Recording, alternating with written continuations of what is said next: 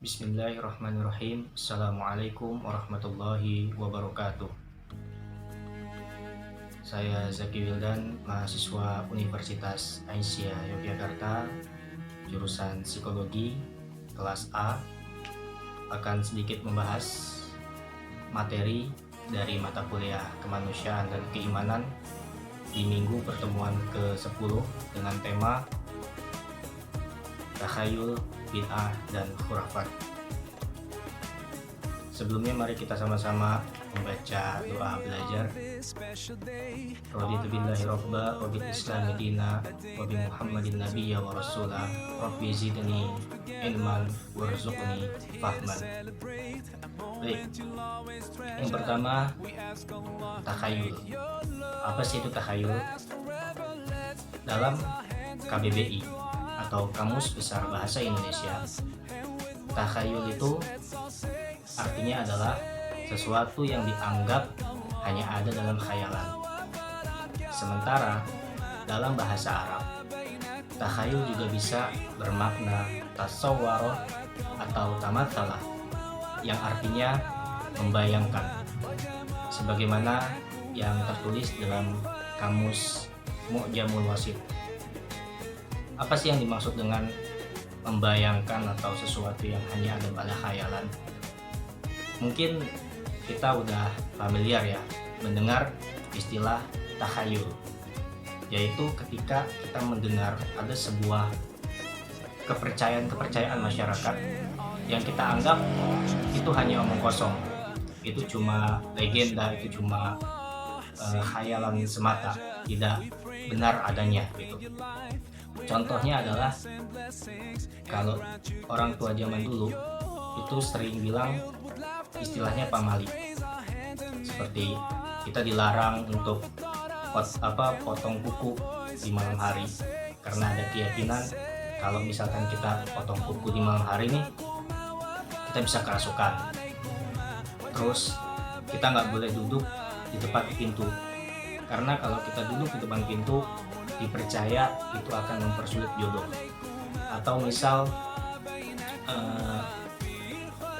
kalau misalkan duduk di atas bantal, diyakini itu akan membuat orang yang duduk di atas bantal itu bakal terlilit utang. Ini kan adalah sebuah pemahaman, walaupun mungkin maksudnya baik. Orang tua zaman dulu itu maksudnya baik, memberikan nasihat seperti itu gitu kan. Tapi dengan dibumbu-bumbui dengan kepercayaan yang sebenarnya nggak logis. Takhayul ini bisa dikatakan takhayul apabila tidak ada dalil. Dari segi agama tidak ada dalil, dari segi saintis juga tidak ada penelitiannya, kecuali ada keyakinan-keyakinan yang mungkin bisa dipertanggungjawabkan secara ilmiah. Misal kita dilarang mandi malam karena diyakinin kalau misalkan kita mandi malam nih kita bisa kena rematik, ya kan? Nah, mungkin hal-hal seperti ini kan logis karena memang secara ilmiah, secara saintifik itu bisa dibuktikan, ada penelitiannya. Tapi kalau misalkan ada larangan seperti kita nggak boleh potong kuku di malam hari karena kalau potong kuku di malam hari kita bisa kerasukan. Ini kan secara sains nggak ada penelitiannya, dan secara agama juga tidak ada dalil yang menjelaskan bahwa memotong atau menggunting kuku di malam hari itu dapat membuat kita kerasukan. Tentu ini adalah takhayul, ya. Lalu yang kedua adalah bid'ah. Bid'ah itu diambil dari kata bid'ah yang artinya mengadakan sesuatu yang baru yang sebelumnya belum ada. Jadi ketika kita mengadakan sesuatu yang mana sesuatu itu belum ada sebelumnya, maka itu disebut bid'ah. Sebagaimana dalam Al-Quran Allah Subhanahu wa Ta'ala berfirman, Badi'us samawati wal ardh, yang artinya Allah lah pencipta langit dan bumi, dalam surat Al-Baqarah ayat 117. Di sini ada kata badi'us samawati wal ard. Allah yang menciptakan langit dan bumi, Allah yang mengadakan langit dan bumi, yang mana sebelumnya langit dan bumi itu tidak ada. Maka Allah lah yang pertama mengadakan langit dan bumi. Atau dalam surat lain Allah Subhanahu wa taala berfirman, "Qul ma kuntu bid'am minar rusul." Katakanlah bahwa aku bukanlah rasul pertama sebelum rasul-rasul yang lain.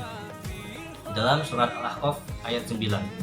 Artinya di sini diterangkan bahwa ma kuntu bid'ah, aku bukanlah yang pertama. Jadi sebelumnya sudah ada.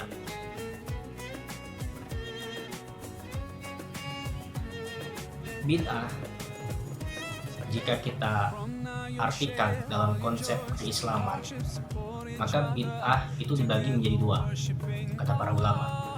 Yang pertama itu adalah bid'ah dalam perkara dunia, dan yang kedua adalah bid'ah di dalam perkara ibadah, dalam perkara agama. Dalam perkara agama. Bid'ah di dalam perkara dunia, para ulama menyepakati bahwa ini boleh. Seperti perkembangan iptek, ya, ilmu pengetahuan teknologi. Seperti di zaman Nabi nggak ada smartphone, tapi sekarang sudah ada smartphone, ada internet, ada laptop, ada TV, terus ada motor. Tentu ini adalah sesuatu yang sifatnya duniawi. Maka bid'ah dalam perkara dunia ini sifatnya mubah, boleh digunakan. Sementara yang kedua itu adalah bid'ah dalam perkara agama. Nah, bid'ah dalam perkara agama sendiri itu dibagi lagi menjadi dua bagian. Yang pertama bid'ah qauliyah i'tiqadiyah. Bid'ah qauliyah i'tiqadiyah yaitu bid'ah ucapan yang keluar dari keyakinan hati, sebagaimana ucapan-ucapan yang keluar dari para penganut sekte-sekte sesat, ya, seperti Mu'tazilah, Jahmiyah, Murji'ah, ya, dan sebagainya, ya. Seperti ada kaum Murji'ah. Kaum Murji'ah ini adalah golongan yang disepakati oleh para ulama adalah golongan sesat, di mana kaum Murji'ah itu mengeluarkan kalimat bahwa beriman itu cukup dengan hati, ya. Atau sebenarnya di zaman sekarang juga banyak tuh, ya, contoh-contoh seperti ada yang bilang perempuan beriman itu nggak perlu berjilbab, yang penting hatinya dijilbabin. Itu kan adalah perkataan yang keluar sebagai cerminan dari keyakinan. Nah, ini adalah contoh dari bid'ah qauliyah i'tiqadiyah. Dan yang kedua adalah bid'ah fil ibadah, bid'ah dalam ibadah-ibadah, ya, atau contohnya seperti ibadah makhdhur. Tentu dalam agama kita dianjurkan, kita diajarkan, kita disyariatkan, misal sholat subuh itu 2 rakaat. Nah, maka tidak boleh kita mengurangi jumlah atau menambah jumlah rakaat, seperti sholat subuh 1 rakaat, atau mungkin saking merasa berimannya, misal dia mau sholat subuh 5 rakaat. Tentu ini adalah bagian daripada bid'ah. Dan bid'ah dalam perkara agama ini disepakati oleh beberapa ulama, walaupun ada yang tidak sepakat juga, tapi banyak ulama mengatakan bahwa bid'ah ini dalam perkara agama tentu tertolak, sebagaimana di dalam hadis Nabi Shallallahu Alaihi Wasallam, "Man amila amalan laisa alaihi amruna fahuwa raddun." Barang siapa yang mengerjakan suatu amalan yang bukan dariku, maka itu tertolak. Tentu bid'ah ini juga bagian daripada konsekuensi dari syahadat yang dijelaskan oleh Syekh Shalih bin Fauzan Al-Fauzan di dalam kitab Tauhid. Beliau menjelaskan bahwa salah satu konsekuensi dari syahadatain yang pertama asyhadu alla ilaha illallah, artinya kita benar-benar beribadah hanya kepada Allah, dan wa asyhadu anna Muhammadan abduhu wa rasuluh. Dengan syahadat yang kedua tadi, kita berkonsekuensi bahwa beribadah sesuai dengan tuntunan daripada baginda Rasulullah Shallallahu Alaihi Wasallam. Lalu yang ketiga itu adalah khurafat. Khurafat ini sebenarnya menurut Ibnul Kalbi, khurafat ini adalah nama orang, ya, nama orang dari salah satu kaum, ya. Jadi khurafat ini orang yang suka men-share atau menyebarkan berita. Ada kisahnya pada saat itu khurafat ini hilang dalam kurun waktu beberapa hari. Lalu ketika dia kembali ke kampung halamannya, dia menceritakan sebuah cerita dongeng yang diyakini oleh masyarakat setempat bahwa cerita itu adalah dusta. Dia bercerita bahwa dia diculik jin. Lalu setelah itu dia bisa memiliki kemampuan melihat sesuatu yang tidak dapat dilihat oleh orang pada umumnya. Maka masyarakat sekitar pada saat itu mendengar cerita khurafat ini, mereka tidak percaya. Maka khurafat ini dijadikan sebagai istilah, beritanya khurafat. Jadi sebenarnya nisbatnya kepada nama orang. Khurafat ini dianggap sebagai pembohong. Jadi berita khurafat itu maksudnya adalah berita dusta. Nah, khurafat ini contohnya adalah seperti kita mungkin di mahasiswa Jogja atau bahkan yang bukan orang Jogja juga mungkin tahu kisah Nyi Blorong atau kisah Nyi Roro Kidul, di mana diyakini ada sosok ratu yang memiliki istana di tengah lautan pantai selatan. Itu tentu bagian daripada contoh khurafat. Dari tiga istilah tadi, takhayul, bid'ah, dan khurafat, tentu konsekuensinya tidak main-main terhadap keimanan seseorang, di mana seorang muslim yang melakukan takhayul, bid'ah, dan khurafat tadi itu bisa mengarah kepada kesyirikan. Syirik di sini terbagi menjadi dua. Yang pertama syirkul akbar, dan yang kedua syirkul asgor. Syirkul akbar atau syirik besar, di dalam kitab Qaulus Sadid dijelaskan bahwa syirik besar adalah ketika seseorang itu menduakan Allah Subhanahu wa taala, menjadikan sesuatu selain Allah sebagaimana seperti dia bertuhan, meminta kepada sesuatu seperti dia meminta kepada Allah, berharap kepada sesuatu seperti dia berharap kepada Allah, atau bahkan beribadah kepada sesuatu sebagaimana beribadah kepada Allah Subhanahu wa taala. Ya.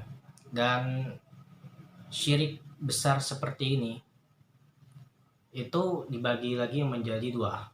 Yang pertama itu syirik yang nampak nyata atau bisa juga disebut zohirun jaliyun, ya, seperti orang yang menyembah berhala, orang yang menyembah pohon, orang yang menyembah matahari, menyembah bulan, atau menyembah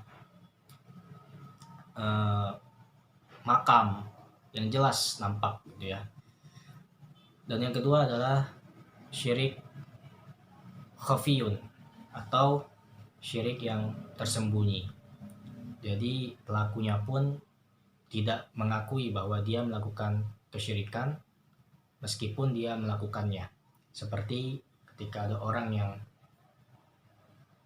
meminta kepada makam, berdoa kepada makam, berdoa kepada makam-makam yang dianggap keramat, walaupun dia sendiri mengatakan bahwa saya nggak berdoa kepada makamnya, tapi saya hanya menjadikan makam ini sebagai perantara supaya doa saya dijabah oleh Allah Subhanahu wa taala. Seperti dalam hadis dari Rasulullah Shallallahu alaihi wasallam, dia juga tidak menyadari bahwa dirinya sedang melakukan ibadah. Dia hanya merasa berdoa kepada makam, sementara doa itu adalah unsur daripada ibadah dalam hadis riwayat Tirmidzi. Syirik yang kedua atau syirkul asghar atau syirik kecil itu contohnya seperti bersumpah selain atas nama Allah. Seperti dijelaskan dalam hadis, barang siapa yang bersumpah selain dengan nama Allah, maka dia telah kufur dan syirik. Ini dalam hadis riwayat Tirmidzi. Atau syirkul asghar juga seperti riya, di mana salah satu syirik kecil yang dikhawatirkan oleh Rasulullah SAW adalah riya, ya. Mungkin sekian dari saya pembahasan materi tentang takhayul, bid'ah, dan khurafat ini. Kurang lebihnya mohon maaf. Wassalamualaikum warahmatullahi wabarakatuh.